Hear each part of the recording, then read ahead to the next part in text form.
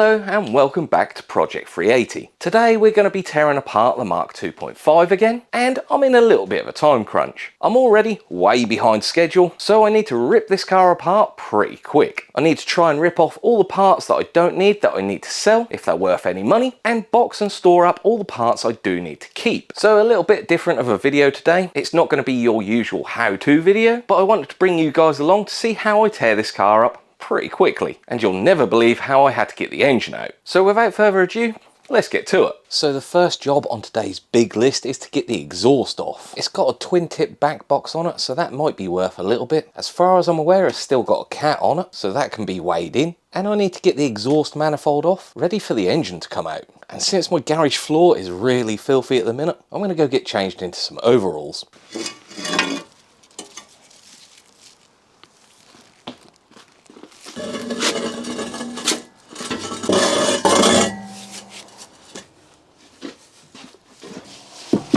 Well, that wasn't exactly fun. I forgot until I was underneath that it's actually an SVT, which means it's got loads of bracing underneath, loads of seized bolts, and a lot of underseal. But one bottle of MAP gas later, and filling the workshop with smoke from burning underseal, the bracing and the back box is finally off. It's not the back box I thought it was. I think it's a custom made power flow exhaust, but I'm sure it's worth something to someone. And I also forgot, because it's a 2.5, the post Cat O2 sensor is right there, which meant the carpet had to come up and unplugged from down here, all because that sensor wouldn't come out. But the back box is finally out.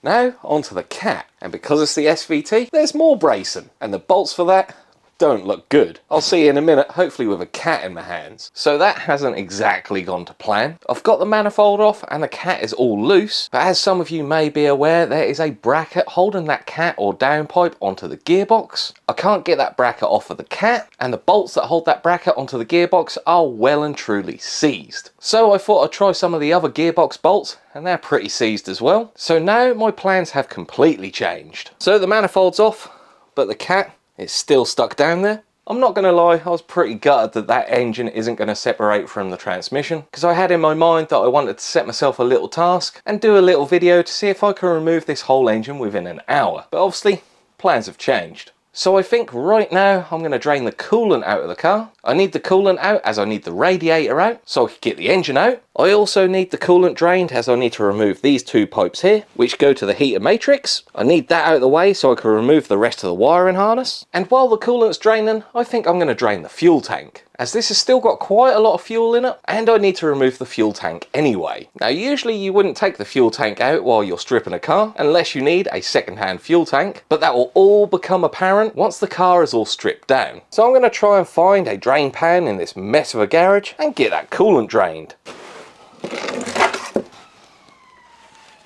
What's going on? Right, please don't make a mess.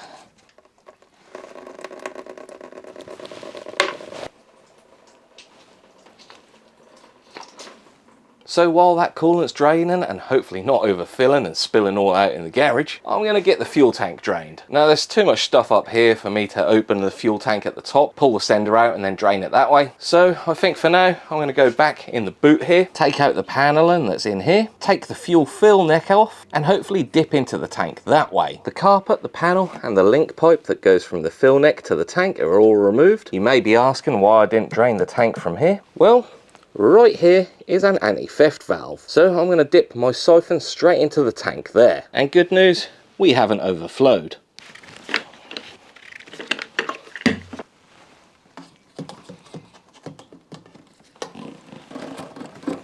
It's not got the length on it I wanted.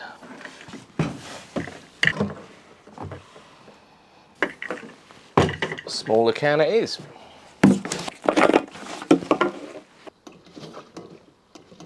This is going to take a while.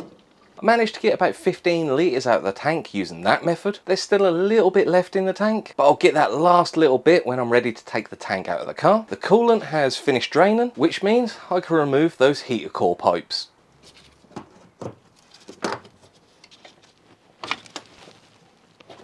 And now hopefully I can remove the air control unit and get to the wiring. Now that I could get to all the wiring at the bulkhead, I'm going to pull all the wiring loom from inside the engine bay into the cab. As you can see, I've unplugged almost everything, and this side of the engine bay is already pulled into the cab, just the driver's side to go now. That is all the wiring loom pulled inside the cab now. I've removed it as far as I can without removing the carpet. That'll come later on. But that is all the wiring out of the engine bay, apart from the fuse box, which runs through the transmission tunnel. I'll remove that when I go underneath the car to remove the PPF. So right now, I'm going to start removing some other stuff I need to, and I'm going to start off with the radiator.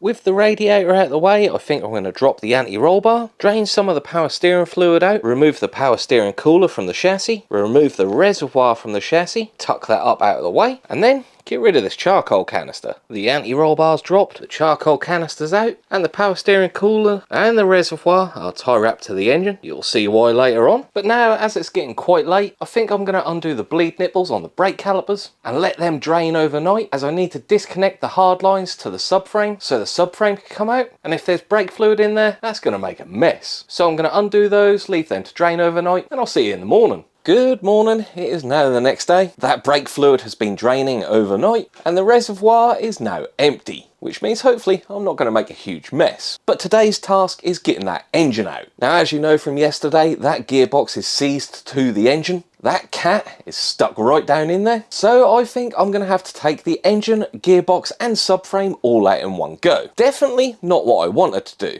But because those plans have changed, it's now going to be quite difficult. So the engine, gearbox and subframe are going to come out as one. This is going to be pretty hard, as I can't take the engine and gearbox out altogether, purely because I haven't got enough room for the engine crane. And when you lift the engine and gearbox out as one, you need to get the whole thing quite high and at quite a steep angle. And I have not got the height to do that. So I'm going to leave the engine and transmission attached to the subframe, put the old Merlot wheels on, and roll the subframe out with the engine and transmission attached. But that leaves me another problem. I haven't got the room here to do that. And I haven't got the room to attach the engine crane to the chassis and lift the chassis up out of the way. So while I'm coming up with a plan how I'm going to do this, I'm going to go underneath the car, disconnect the PPF, the prop shaft, the transmission wiring, and I'm going to get that fuse box wiring out of the way at the same time. And hopefully by then, I've got a plan of what I'm doing. I best go get some overalls on. So I've been at this for quite some time now. The prop shaft's out, that was nice and easy.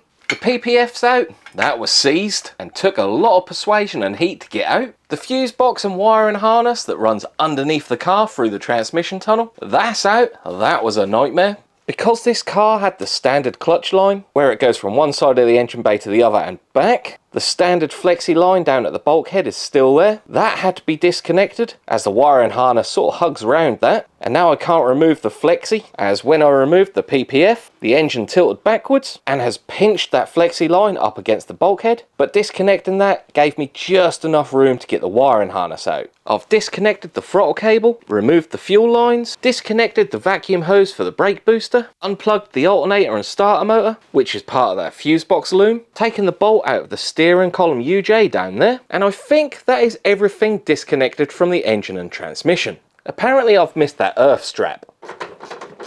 With that disconnected, I'm pretty sure that is everything connected to the engine and the transmission, all removed or out of the way, and this whole lump is ready to come out. So because the engine won't separate from the transmission, and I'm pulling the engine, the transmission and the subframe all out in one go, I've come up with a little plan. So as you may know, I am not keeping this chassis, well, most of it anyway. This is where this comes in. I'm just going to chop the front off. So all along I was actually going to cut part of this chassis up, but I didn't want to be the first one to make that first cut. I actually wanted a special guest here, but since I need that engine out, I'm going to have to make the first cut. There is no going back now.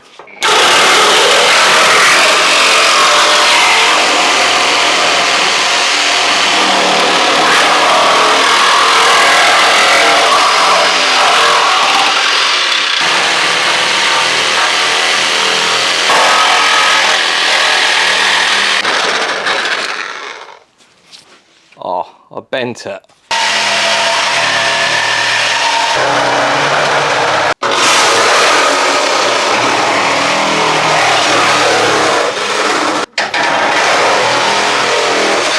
this side is fully disconnected, but this side I mismatched the cuts a little bit and I couldn't get to one area of it, so this is going to take a little bit of wiggling to get off. Also going to try not drop it on my toes. Whoa. Gonna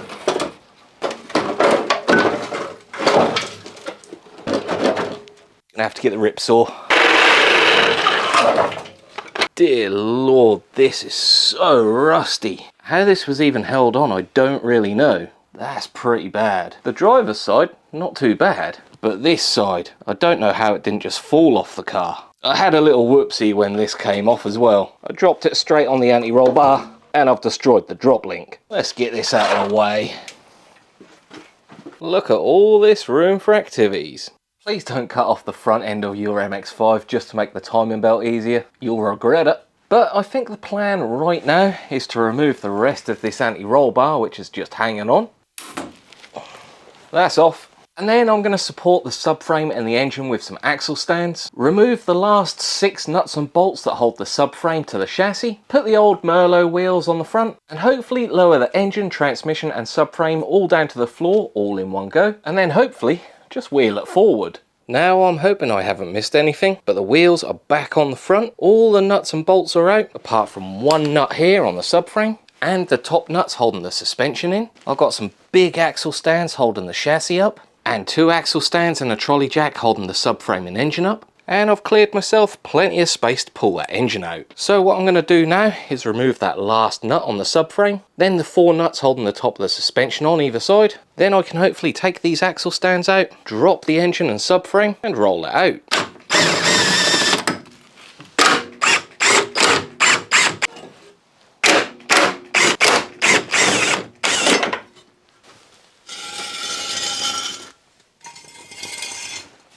Here goes nothing.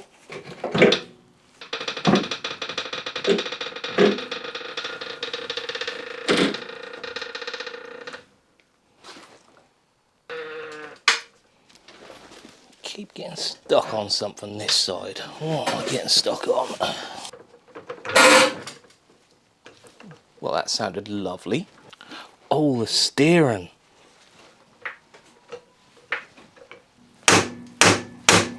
The UJ hasn't quite opened up enough by the looks of it. Whoa.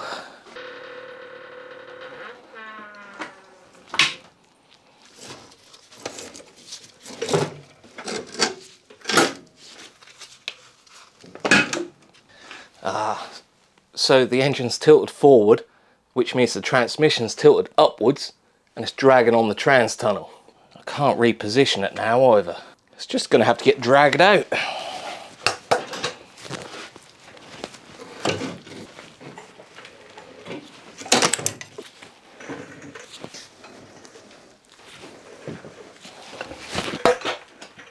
Oh, that's heavy.